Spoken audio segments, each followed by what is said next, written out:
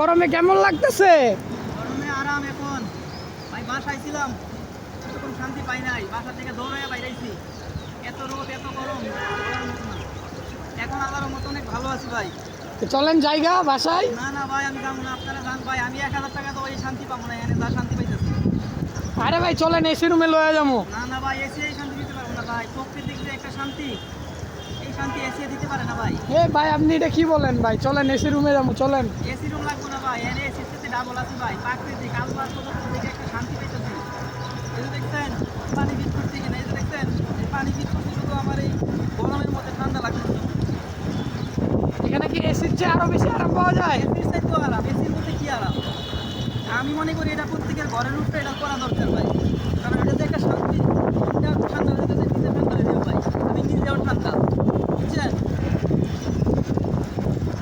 শান্তি এটা ভাই, শান্তি এটাই ভালো আছে আলহামদুলিল্লাহ। চলেন ভাই জায়গা জায়গা ভাই। না না ভাই, আপনারা যান, দরকার পড়ে আমার কাছ থেকে আপনি মানি ব্যাগ নিয়ে যান গা, সব নিয়ে যান গা, মোবাইল নিয়ে যান গা, তাও তাও আমার এটাই কেন না ভাই।